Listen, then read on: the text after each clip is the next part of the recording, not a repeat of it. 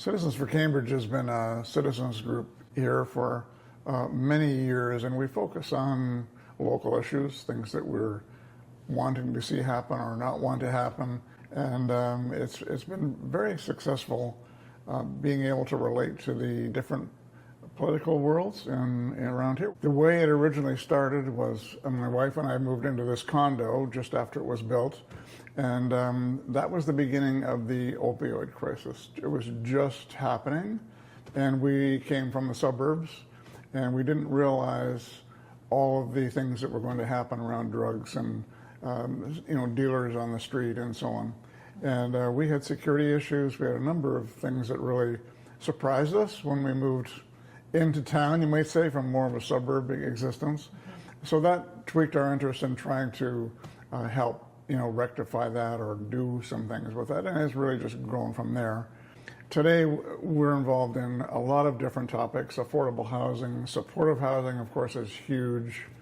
The LRT coming to Cambridge is a major event that we're really supporting and promoting. So things that are topical, they change over the years, and we've gradually added people to our group. We have about 10 individuals now with a host of experience and background that help us kind of focus on the most important things. There's a long list of things you could do, so to try to get it down to the things that are really important. We basically said if no one else is doing a debate, we should do one. Somebody needs to do a debate. And there was so little time for this election that we felt that it was unlikely that anyone else was going to do a debate. So I reached out to Rogers to find out whether Rogers was doing a debate, because we had planned to do a local debate in a hall and, the candidates and so on. But then when we realized that Rogers and what we were doing were very compatible, we put the two together, and here we are. The key thing for us was, though, to get it exposed to the community. So having it on Rogers TV is useful, but it's not as useful as having a link that you can give to people that they can watch it any time that they want.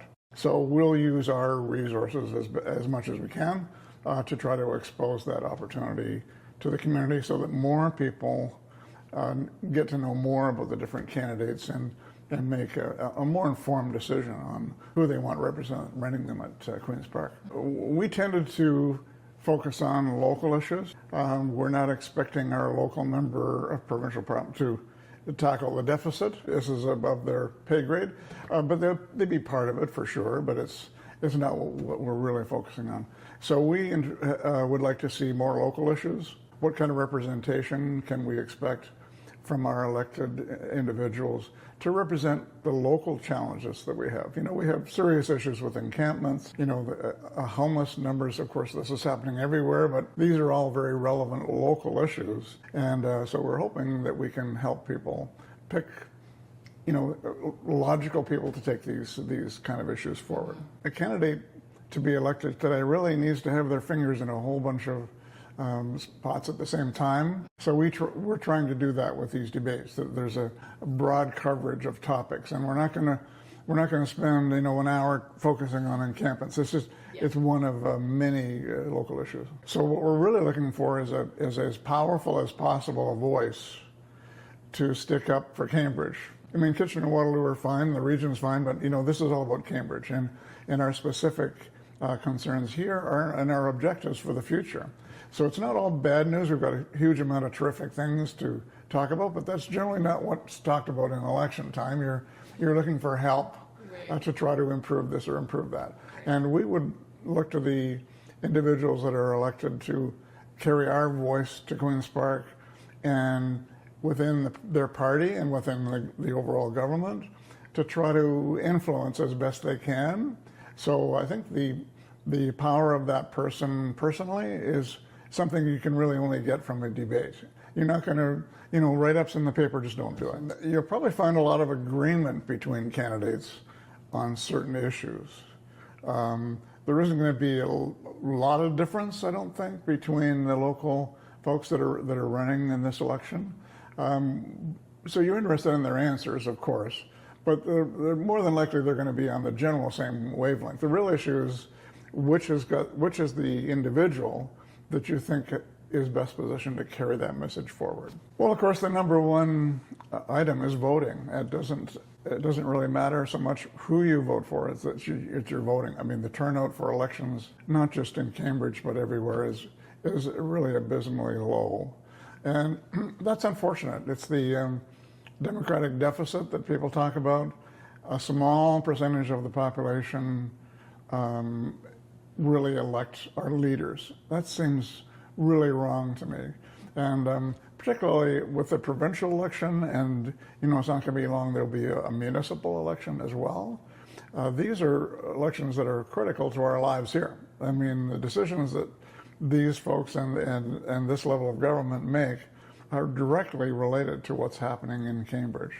And so it's hopefully, with knowledge and what we're doing, more people will decide to actually vote.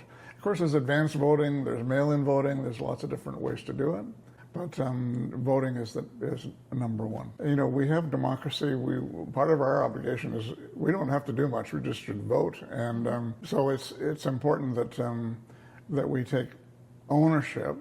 But how do you force people to vote? Some countries have different arrangements for getting people to vote. But hopefully we can just encourage everybody to vote based on learning more of what's going on. And I think this is a pretty important election. There are some pretty significant things going on. And once again, we need to make sure we pick, as good a candidate as we can to represent our interests in Toronto. One of the things that we've done in Citizens for Cambridge is try to make more information available more easily to residents. So our webpage, we've modified our homepage so there's nothing on it except the election. It's sort of a one-stop shop. So on there we have information about when the live broadcast of the debates will be shown on Rogers, but it's also going to be available through YouTube. So just by visiting citizensforcambridge.org, they can see when they can watch live things. They can see the link to YouTube so they can watch the debates at their leisure whenever they wish. There's also some general information about the election.